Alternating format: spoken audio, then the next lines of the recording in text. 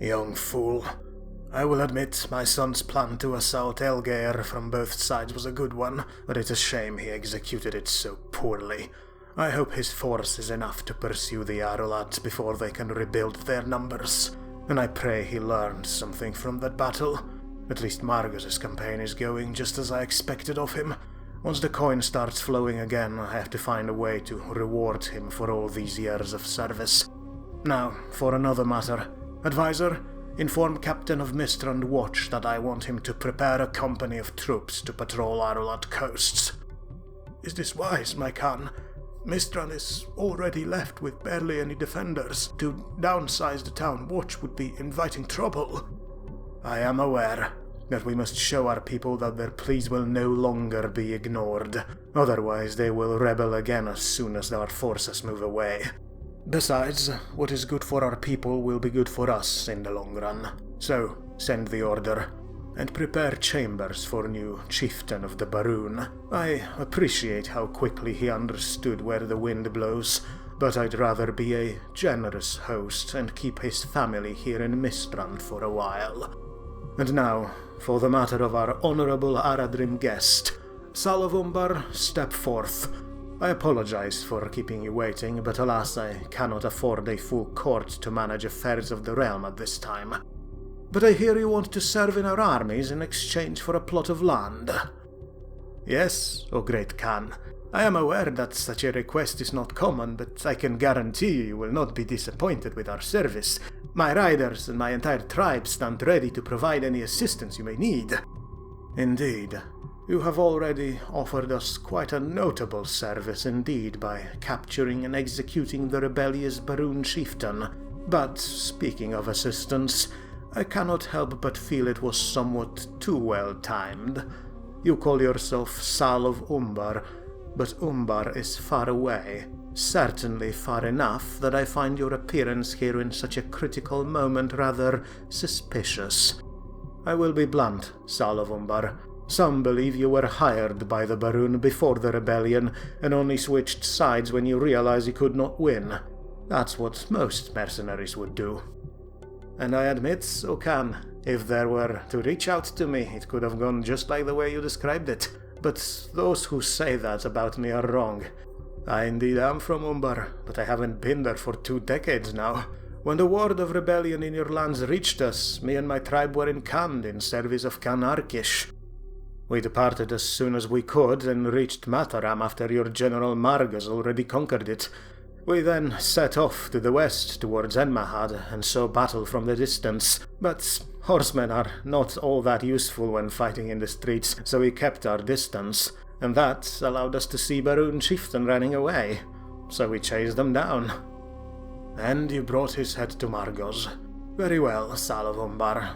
Let us say I believe you. But I do have more questions. First and foremost, did you encounter any orcs or men marching under banners of Mordor during your journey here?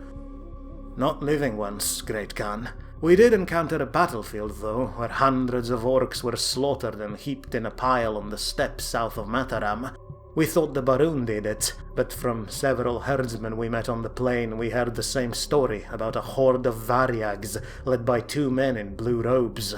And judging by the tracks they left on the battlefield, it must have been a massive force. I see. This explains a lot. I thank you for these news, but now let us get to the point. You said you were serving Khan Arkish of Khand before.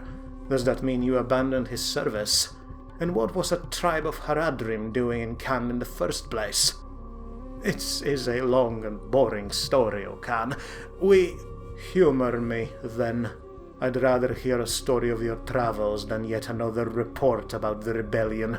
Speak, and leave nothing out, and I would advise against lying. The dragon priests you see here can tell when a man is trying to hide himself beneath a shadow of lies. I wouldn't dream of it. Well, as I said, my tribe originally lived on the coast of Bay of Umbar, but, as you surely know, people of King Gimilcad rule these lands. For a while they lived in peace with us, but over the past decades their numbers grew significantly, and they were looking for new places to settle. Our lands were fertile, and we were given a simple choice: give up our territory or die. So, our elders sold the land for a pittance to the Ardenheim and moved us deeper into Harad, along the river Rhûn. And we lived for about a decade there. It was there when our tribe made me their war chief, after a few raids I led into Ithilien. Alas, then the Serpent Lord Kuzaima rose to power, and our elders, foolishly, sided not with him during the war, but with his opponents. When he seized the throne, Kuzaima made it clear he would not forgive such a treachery, so we were forced to flee again.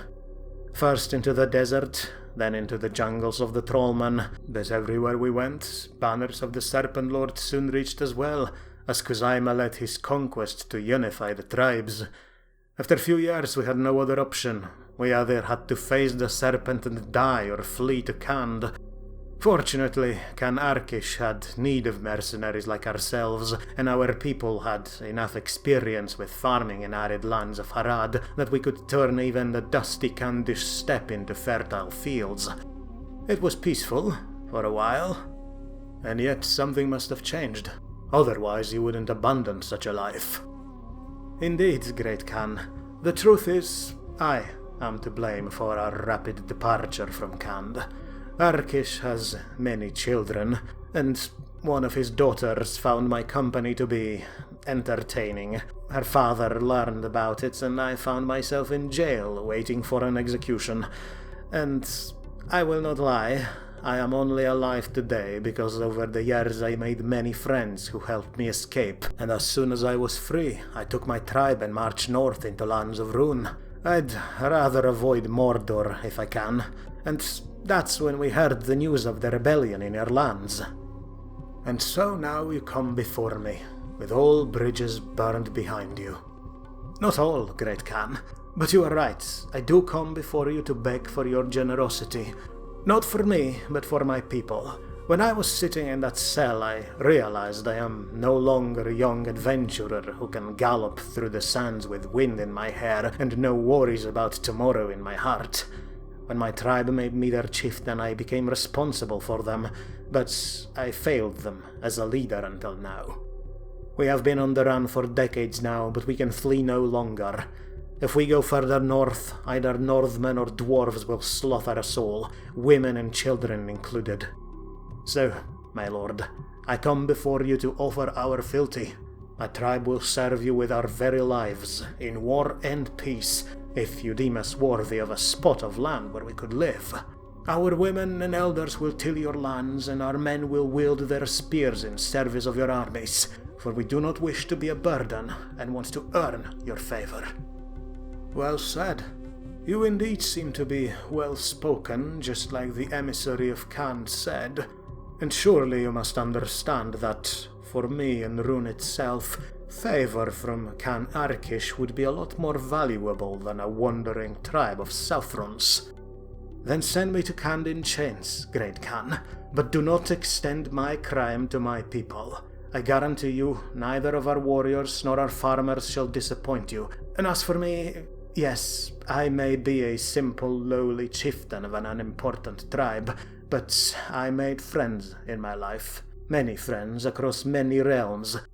They all know to call upon Sal in their time of need, and many of them owe me favors. If you would consider treating me mercifully, I could rouse them all to your cause. We shall see. Very well then, Chieftain Sal. You and your people may serve me, but make no mistake. If I get even a slightest suspicion that you're not being entirely honest with me, or I find your or your soldiers' service inadequate, you will be delivered to Khan Arkish in chains. And if you even dream of approaching one of my daughters like you did with his, the only thing sent to Khan will be your head. Do we have an understanding? Yes, my lord. We shall not fail you, and we will earn our place. My company and I are ready to depart into battle right away, but as for the rest of my tribe, there is a place along the coast I have in mind for them. My men can escort them there. It's fertile enough to ensure that they can prosper, but it does come under attack from pirates from Nabarka Island every now and then. I trust your tribe will be able to fend them off, at least until we bring the sea under our control." "We can help with that as well then, my lord. As I said, we are originally from Umbar. Dealing with corsairs is something we've been doing for generations." "Very good. Then all of your people can start earning your keep right away. But know that I will be keeping a close eye on you, Chieftain. No, Commander Sal. And on that topic, men, give him a proper armor. Maybe Southron's ride into battle wearing sticks and bones, but here we do things differently. The armor will ensure that everyone knows you are a servant of the Empire, and the dragon priests who will go with you will ensure that you never forget about it as well."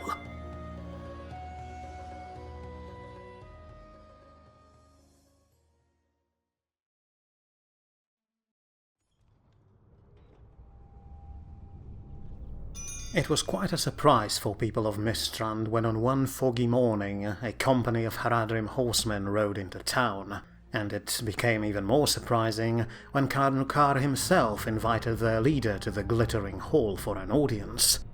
In the dark, secret corners of the city, Khan's detractors, and spies from Dorwinion and Dale, began talking how it made the Khan look weak. He, the Golden Dragon of Rhûn, was reduced so much he now had to court simple, wandering mercenary dust-eater from the south. But the majority who supported Rukar, or simply knew where rumour-mongering could get them, argued that if he invited this Southron into his palace, then that guest was no doubt not a simple mercenary. And it proved true, to an extent, when a few weeks later hundreds of Haradrim civilians arrived in Mistrand and were proclaimed as new subjects of the Empire and were granted a plot of land on the coast of the Sea of Rhûn. Even before that, their leader Sal was proclaimed a commander and departed south to join General Margos in his campaign, while his people soon took their caravans north to their new home. But Chieftain Sal wasn't the only guest in the glittering hall that day.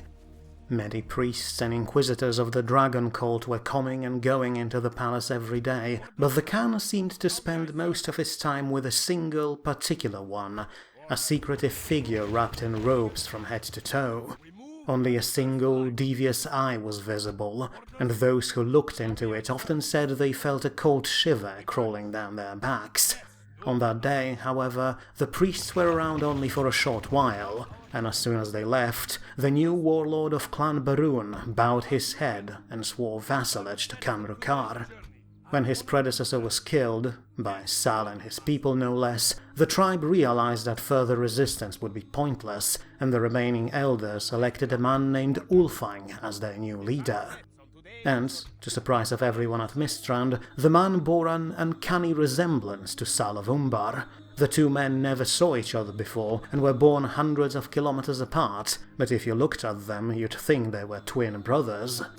Still, Rukar was not pleased by this appointment, for he wished to proclaim one of his own loyalists as the new Barun chieftain, but he understood that by allowing the nomads to retain at least some of their autonomy, he'd have an easier time controlling their lands. And so, when Ulfang bent his knee, the Khan graciously accepted his tribute, but not without taking new chieftain's family hostage. They would live in the gilded cage of the glittering hall, and their chief would no doubt understand that any show of disloyalty would cost them their lives. And alas, disloyalty was still a major problem, especially in the north. When Clan Arulad lost its stronghold of Elgeir, some of its warriors, including their chieftain, fled north into the forest of Rhûn.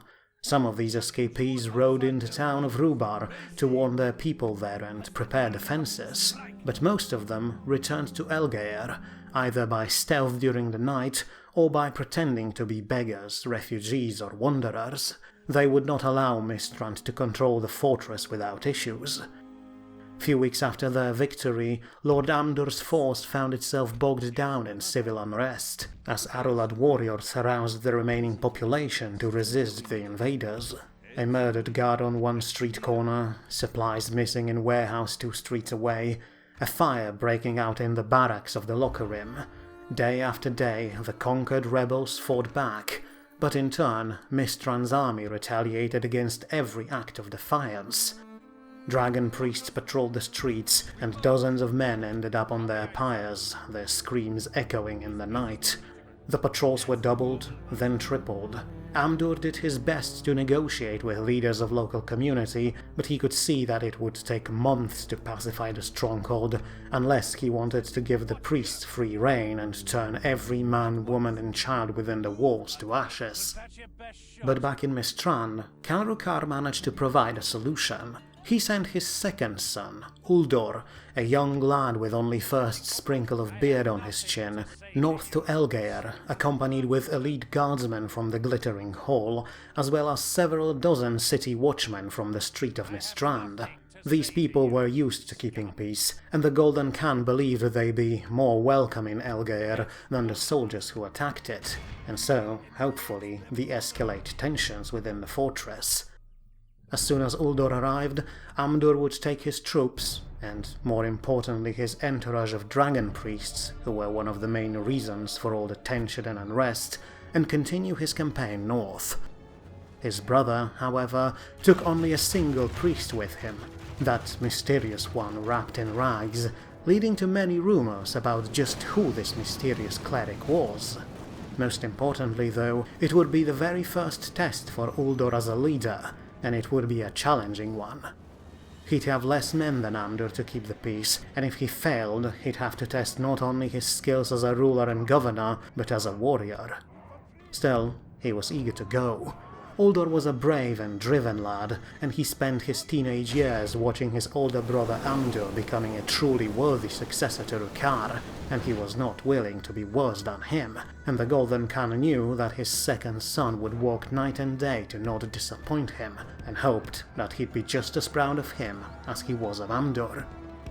But as Uldor left the city of Mistrand, many others entered it, traders and merchants from many corners of Middle-earth, not just from Mordor and Khand and Harad, who Rhûn was allied to, but ones from Dale, Dorwinion, Mirkwood and even Gondor. Ever since the Barûn were brought to heel last year, the road to the west was opened, and caravans from the White City started making their way to Mistrand once more, bringing news of great works and accomplishments of Gondorian steward. It was an odd situation to some. Rhûn was not technically at war with Gondor, even though its allies were, but so far, Mistrand remained a sort of neutral ground, where one could see citizens of Minas Tirith bargaining with noble slavers from Nirn, or caravan masters from Khand. No doubt many of these merchants were spies as well, and it was up to Mistrand watchmen to keep an eye on them, but in the end they all brought much-needed business to the Golden City and helped Rhûnic treasury get back on its feet. And so, Rukar worked hard to ensure all traders felt welcome and any conflicts were left outside of the gates, at least for now. Those trade routes had to be kept open though, and for that, the campaign to rein in disloyal tribes continued. In the southwest, General Margos left Barûn lands quickly, leaving only a token garrison behind, hoping the new chieftain would keep his people in line. Still, Rhûnic forces were quite diminished from this campaign already, and while some reinforcements from the Barûn were promised, Margos could not just sit and wait for them. Instead, he marched on, into lands of his childhood, towards the town of Borhen Monrius, the seat of Clan Balkoth. And as they marched through the hills, the commander and his army doubled and then tripled their scouts and sent them out as far as possible, for the general expected an attack on his column at any moment. There was an important difference between the clans. Daritai from Mistrand and Arolat from the north were soldiers, but the Balkoth were warriors. Not for them was sitting behind the walls or cowardly skirmishing with longbows.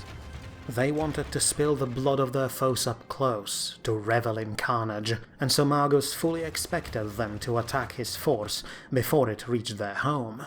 It also meant that the general of the Locarim himself was the best man for dealing with his former clan, for he knew how they fought and rejected their ways, and his longbowmen were perfect for countering warriors who had to close the distance first.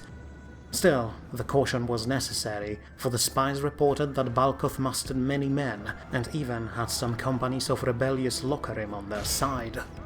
and they would have had the drop on Margos and his smaller force if not for arrival of Commander Salavumba and his Haradrim riders.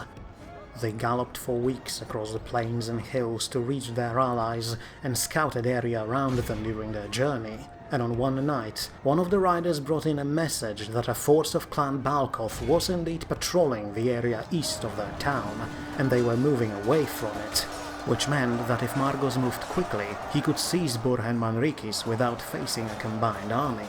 He seized that opportunity immediately, and for almost a week his men marched with barely any rest, until they finally reached Margos' hometown. The Haradrim, meanwhile, harassed Balkov's main force in the field, preventing them from returning in time to relieve their brothers. Then, as soon as siege engines were constructed, on a bright, sunny day, General Margos gave an order to attack. But just like in Enmehad, the defenders were not content to just sit and cower beyond their walls. For a Balkov warrior, sitting under a barrage of arrows without responding was a disgrace, and so moments after first volleys of burning arrows flew over the palisade, the rebels opened the gates, raised their poleaxes, and charged out to stop the archers, and realized that this was exactly what Margos expected. As soon as the warriors were in the open, conscripted archers opened fire as well, and filled the sky with fire. Lokerim armor was solid, but the poleaxemen carried no shields, and droves of them fell with every volley. The first company fell apart before they could reach Margos' lines, and only a handful of warriors managed to limp back into safety of the town, leaving all of their fallen brothers behind.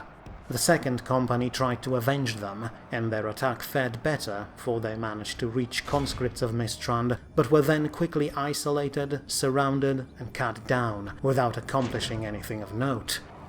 And the third company, seeing that they were too late to save their comrades, launched a single, suicidal charge, and then crumbled, realizing their mistake.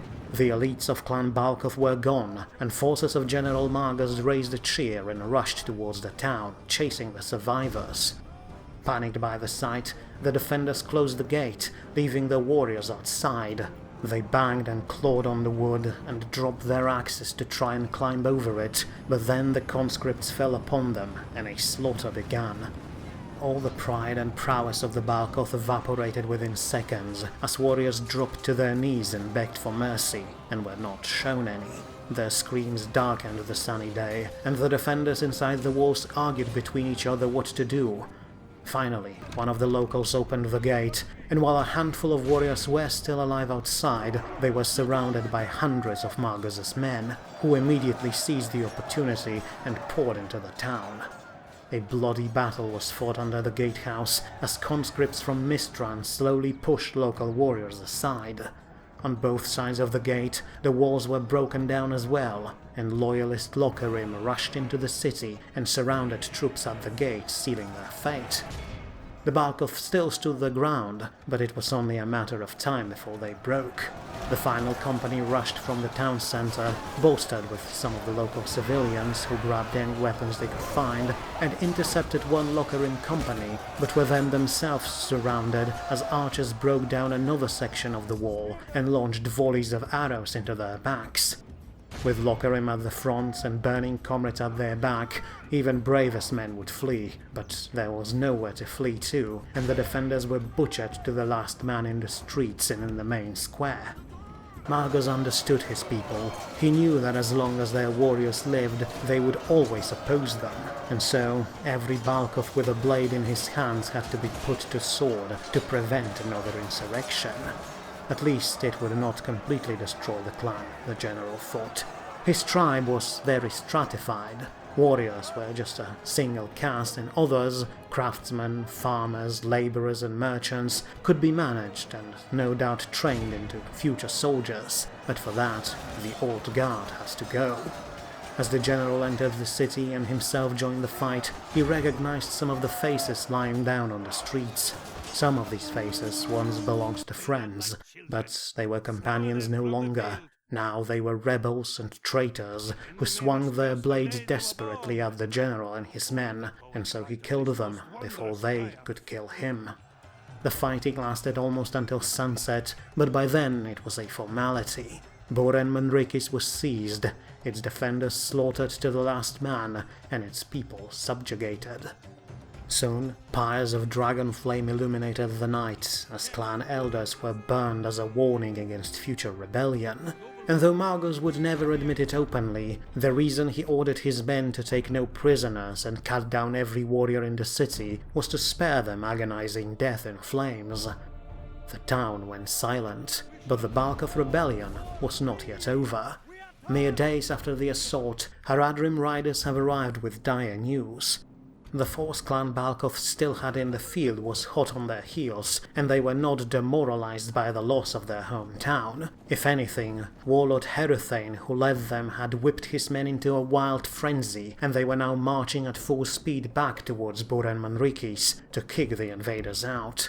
There was no time to repair the palisade that was broken down during Margus's attack, and the general understood that if he allowed the Balkov to storm the town, the fighting would immediately turn into a bloody slog, that his opponents would most likely win thanks to their ferocity and numbers. So instead, he developed a different plan. He sent Commander Salov Umbar back out into the field to shadow and harass the incoming force as much as possible. They marched quickly, so he hoped to tire them out as much as possible before they reached him. Then, when the enemies were approaching in Monrius, he marched his entire army out of the city to meet them in the field, and not give them a single day to rest outside the town. Alas, Margus underestimated just how quickly his former tribe could march, and when two forces spotted each other in the rain, as sun set over the horizon, Margus's army was at the bottom of a massive hill, with the Balkov barreling down towards them. There was barely any time to set up a formation. The conscripts lined up and raised their shields, seeing a furious horde of warriors charging towards them. The archers lit their arrows ablaze and launched first volleys, but this time the open field walked against them.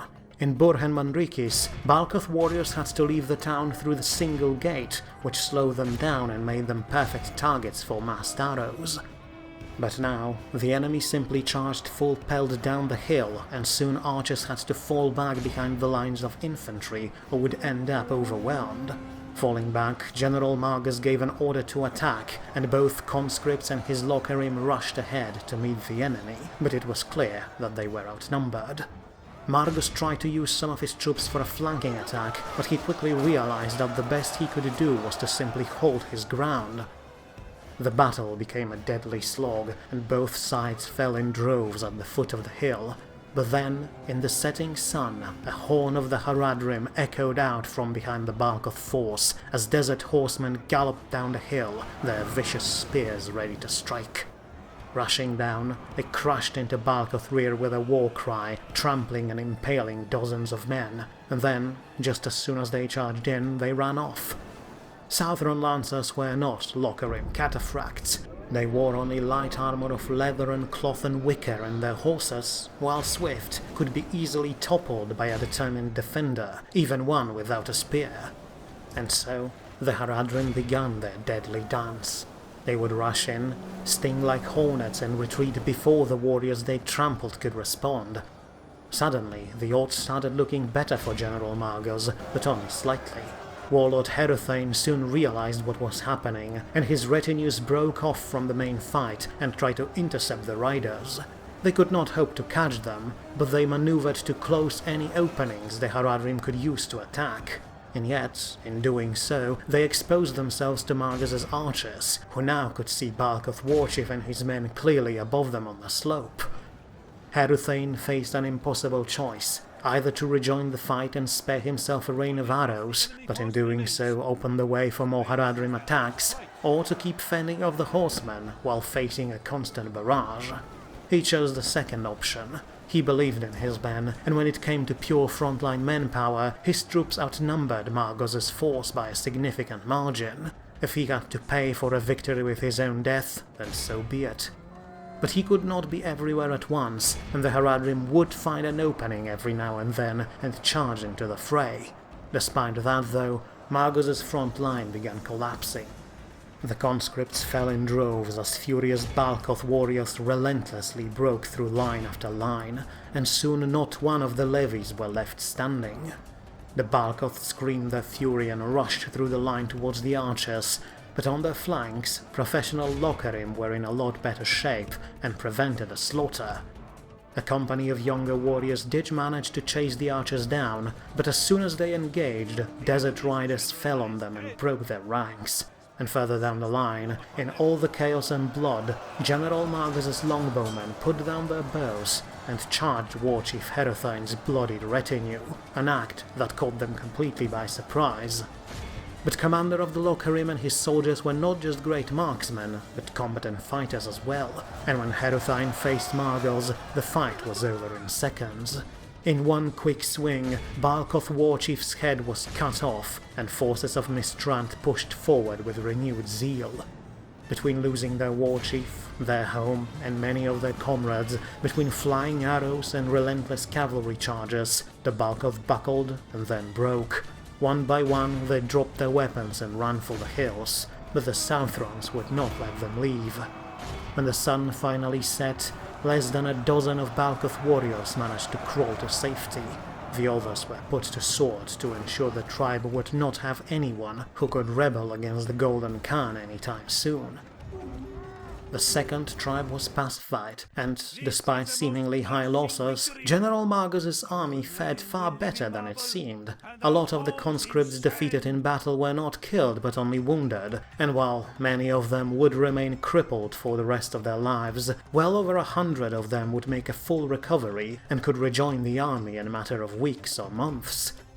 When the moon came out, all survivors cheered the Haradrim, for their support was crucial in this fight. Salovumbar and his men earned their position within the army with this fight, but after the celebration they were sent out into the field again to scout out Balkoth lands and ensure no more rebels hid away there. All that was left now was to finish off the Arulad rebels in the north. They hid away in the town of Rubar, deep in the forest of Rhûn. As soon as Uldur arrived in Elgeir and took over governance there, his elder brother Amdur took his forces and marched north, eager to quickly finish the job.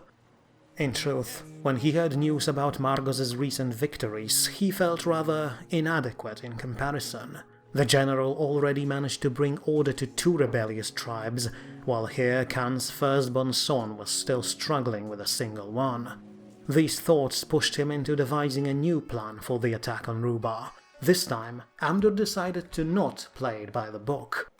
Instead of simply marching to the town and laying siege, he thought a surprise attack would be quicker, and as his army marched north, he split it into 2 groups. First one, well over 1,000 archers, remained back and were to behave like the main force. They stomped along the road loudly with horns and banners flowing in the wind, while Amdur took his infantry and fresh company of Barun horsemen and sneaked through the woods ahead of his men. He hoped for more cavalry from the Barun, but alas, while they did send many men as a sign of loyalty, they could not outfit all of them with horses, because most of their war steeds died when Margos stormed their cities. Still, Amdur believed it was enough, for he believed that if his enemies were focused on the main force, his strike group could sneak towards the city and capture it in the night. A plan that could have worked against the other tribes, but unfortunately not against the Arulad. Like Daritai of Mistrand, Arulad of the North were soldiers, not warriors. They were not reckless like the Balkoth or wild like the Barun. They approached war meticulously, and constant skirmishes against dwarves and men of Dale, Dorwinion and Rivanion made them experienced in military matters. Their scouts spotted Amdur's strike group mere hours after it left the archers behind, and then shadowed them all the way to Rubar to spring their trap. When Khan's son arrived close to the town on one snowy winter afternoon, he ordered a small camp to be set up out of sight of the walls, and that was just the moment the defenders were waiting for. All along the palisade, horns suddenly boomed in the snow, and the gates were thrown open. The entire Arulad force charged out of the town, ready to attack the invaders who were tired after a long march in the cold. It caught soldiers of Mistrand completely off guard. They fully expected they were being sneaky, but it was only because the Arulad allowed them to think that. Soldiers standing next to Khan Amdur heard a stream of curses from under his helmet, as he understood his brilliant plan was not as great as he expected, and few precious moments were wasted before the commander shouted out his orders. First, he sent the riders forward. The garrison was not charging them piecemeal, and instead the enemies gathered in front of the gate, a perfect target for horse archers, who rushed ahead and fired at still disorganized garrison, delaying their advance. Then, the infantry was ordered backwards, as far away from the town as possible, and formed a shield wall, with Locarim behind conscripts, ready to respond to any flanking maneuver. Amdu stood at the front, shoulder to shoulder with his troops, their shields locked in, and he realized just how dangerous the situation was. He was not only outnumbered, but the enemy also had cavalry, which they could use to envelop his formation. And soon, that cavalry broke off from the main force at the gate and galloped towards Rhûnic's thin line of shields. Their intentions were clear: break the line in one swift charge and cause as much chaos and death as possible before the main force of infantry arrived to mop up. But just like Khan's son made a mistake, so did the Arulot chieftain who charged at the front of his horsemen. He targeted the levies, an easier target than Amdur's retinue, and crashed into their shield wall. But the men of Mistrand miraculously held, and though a few were slain in the charge, their formation did not break. Instead, they stepped aside, and suddenly Arulot horsemen found themselves swarmed by Locarim and dragged off their saddles by their long poleaxes. Their chieftain tried to withdraw, but a mighty swing unseated him, and he was hacked to bloody pieces seconds after hitting the ground. The rest of the horsemen panicked and withdrew, and the infantry coming behind them staggered, surprised by their comrades running away. It was the opportunity soldiers of Rhûn needed. They charged forth and fell upon the still shocked garrison, and a bloody battle erupted, but the defenders soon regained their nerve, and Amdur's men found themselves being slowly but surely pushed back and surrounded.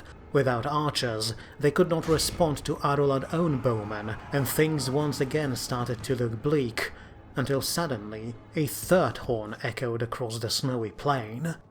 The Baroon saw it first. A company of horsemen has arrived from the north and intercepted withdrawing Arulot horsemen and tied them down in a bloody fight. Unsure what to do, horse archers fired indiscriminately into the fight at first, but soon realized that these sudden arrivals could be their only hope, and rushed in to help them. Already bloodied and demoralized after losing their leader, the Arulot broke, and the mysterious horsemen rushed toward the main fight to help out. One of the Baroon rushed ahead to make sure Amdur knew these new horsemen were allies to avoid any friendly fire, and when he heard the news, the commander said a quick prayer to the flame for this unexpected blessing. Things suddenly turned around. Now the Arulad were the ones being surrounded, as mysterious horsemen charged into their flanks and forced entire companies of men to break off from the main fight to keep them at bay. But now, the advantage of mobility was firmly on Mistrand's side, and soon first Arulad soldiers started dropping their weapons and running back towards safety of the walls, only to be chased and cut down by the cavalry. Within moments, entire garrison was broken and running, and the scale-clad horsemen made sure not one of them managed to return to their town. Amdur and his men raised a cheer to their mysterious saviors as they passed by, and soon the noise of the battle subsided. The town of Rubar still had its gates and walls, but not a soul to man and defend them. Their rebellion was over. When the citizens saw the massacre outside of the gates, they surrendered immediately, and the final tribe that defied the rule of Golden Khan of Mistrand was brought back to heel. A bloody victory was won, if only just, but it was just the beginning. Now, forces of Rhûn had to lick their wounds and prepare for a long campaign towards Erebor. But of course, nothing could be that simple.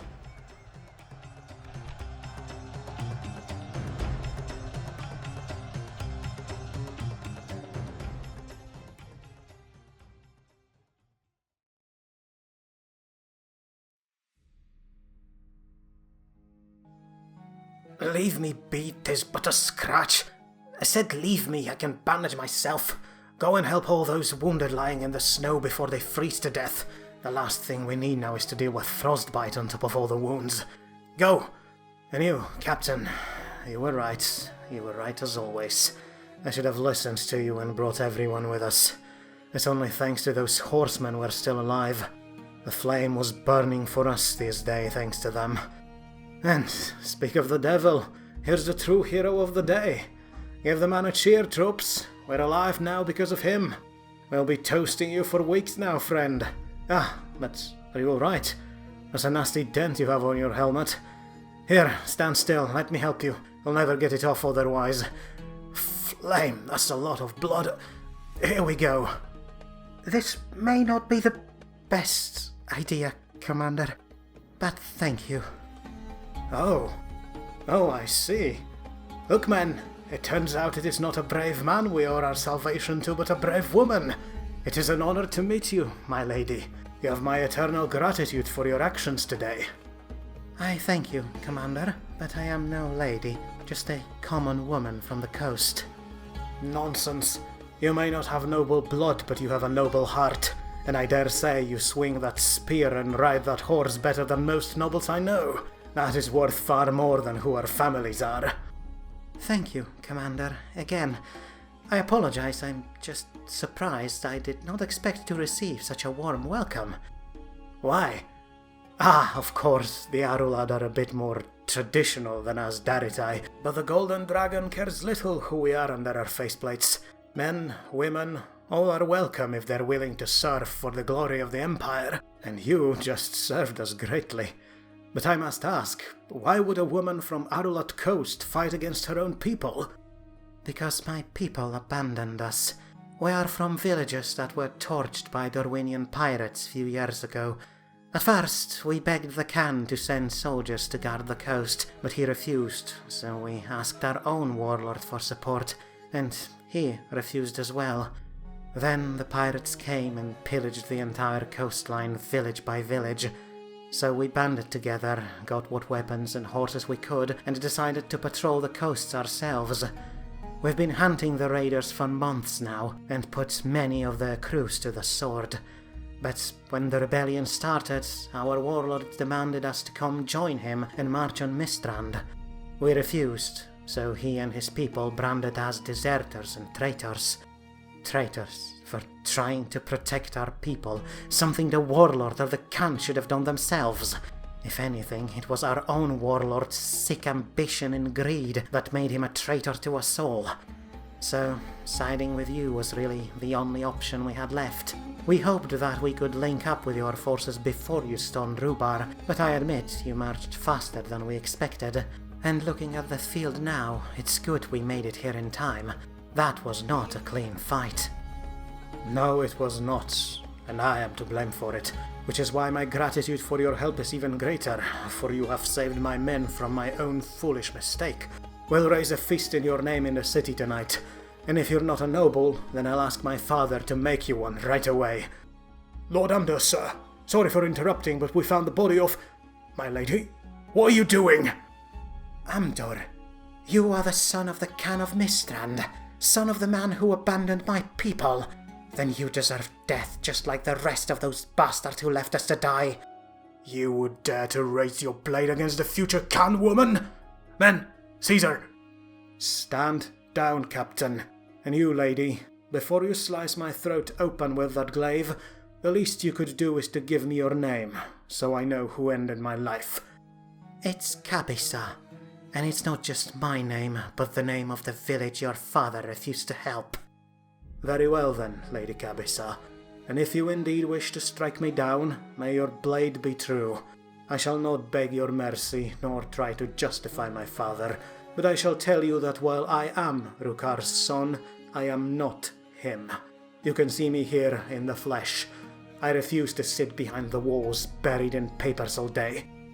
I know Rhûn is but a shadow of what it could be, and I'm willing to raise my blade and fight, side by side with our people to banish this darkness and bring us a new golden age. And I can tell, my lady, that you could do the same. You could serve us, and together we could turn this land into an empire where everyone prospers, and no one is abandoned by their leaders. Serve you? Did you hear a single word of what I just said? Why would I serve you? Not me, the Empire itself. And if you truly wanted to kill me, you would have done so already. But more importantly, I see the faces of your men behind you. They are outnumbered and surrounded, and yet I know the moment you swing that blade, they will all rush to your side and lay down their lives for you. Which means you are exactly what Rhûn needs, a commander who cares about the land and its people, for no armchair general would command such a respect from their troops. And you may hate my father, and with good reason, but as his son I can place you officially in command of your troops as a general. Then, with the Empire itself at your back, you yourself can ensure that what happened to your people will never happen to anyone again.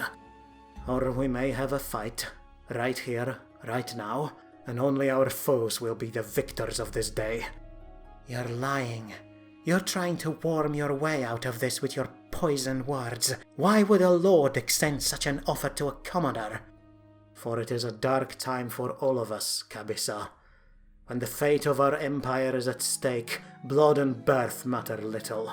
I understand your hesitation, but I give you my word.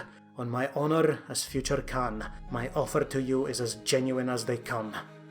I suppose I have no choice, then. For the sake of my men, I accept your offer. If your goal truly is to make this land better, then we are at your service, Lord Damdur.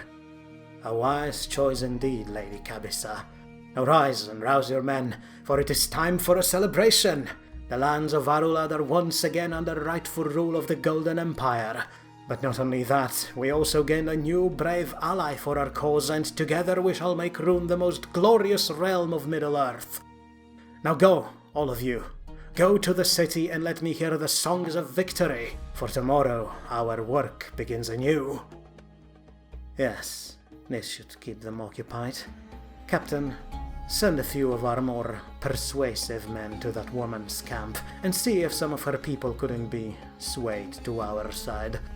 Have Sergeant Bahar follow her personally as well, and if he gets even an inkling of suspicion that she's not fully loyal and would dare to raise her blade at me again, then he has my permission to make an example of her.